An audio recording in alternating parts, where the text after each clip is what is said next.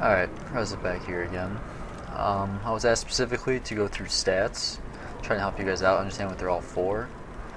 So, if you're with the heck, it shouldn't take me too long. It's fairly easy and actually kind of important. Let's start with strength, which is the top of the list. Strength affects your melee damage. Basically, each point of strength is like 0.2 DPS, or damage per second. As you can see, mine's extremely low if you can't see it. I got 98 strength, but I'm a zealot. If I'm melee DPSing something, there's a problem. It's pretty much the main stat for Marauders, Chappas, and Witch Elves. Some Disciples of Cain will pick it up too if they're going DPS, or they want to try and increase their melee heals. Next up is Weapon Skill. It pretty much just increases your armor pen for your ranged and your melee abilities, so Squig Herders is actually useful for you too. It's not a primary stat for anyone, but it's a great secondary stat because if you ignore all their armor, which you'll never get that high weapon skill, the tanks are pretty much become squishy as healers. Another thing about weapon skill real quick is that it actually increases your chance to parry. Parry is blocking with your melee weapon. I believe it only works on physical weapons like arrows, swords. It won't stop a magic attack. So it's not quite as good as block, but it's better than nothing. Next up, ballistic skill. It's pretty much the same as strength, only for ranged attacks.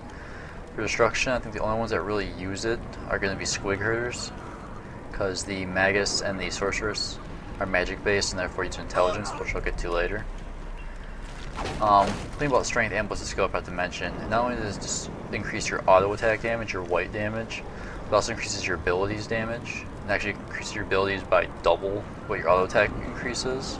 So like if you can see mine, which again you probably can, my ballistic skill increases my ability damage by 14.8 damage per second, my auto attack damage by 7.4 damage per second. Next on the list, we've got initiative. Initiative is like that stat that no one wants to stack, but really they probably should, especially tanks. It lowers your chance to be crit, and in this game, crit works basically by it takes your, in quotes, your chance to be crit, which for mine is 12.7, and adds it to the enemy's chance to be crit. So, say a Witch Hunter's got a 60% chance, you would have a 72.7% chance to hit me, or crit on me, which is ridiculous, and I would die very fast, and I always do. But initiative, yeah, it's fairly important. You start off at, if you don't have any initiative, you start off with like a 30% chance to be crit. You don't start off at 0 like most games do. This game starts off penalizing you, and you have to stack it to get rid of the penalty.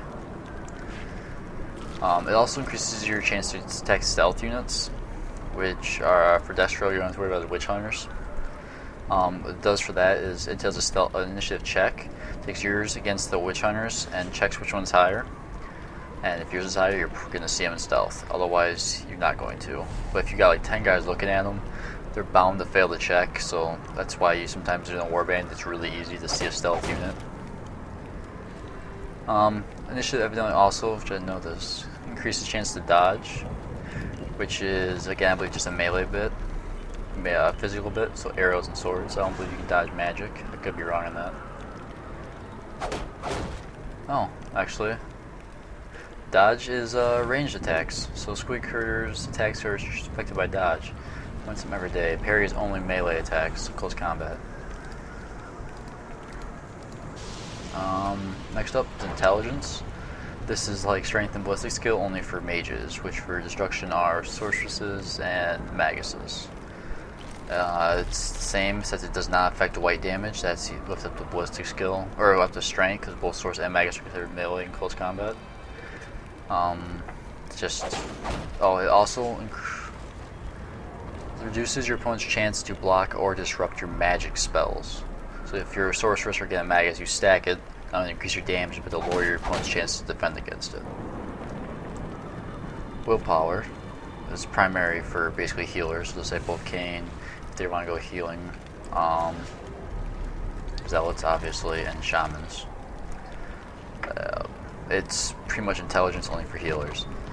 There's like mine is at 941 and I'm getting 188.2 healing per second, so my group heal, which is a 2.5 second cast, gets an increase of roughly like 500 more healing on each cast per person. It's fairly decent. I'm pretty much proud. It also increases my chance to disrupt attacks. Disrupt is the ability to dodge a magic spell.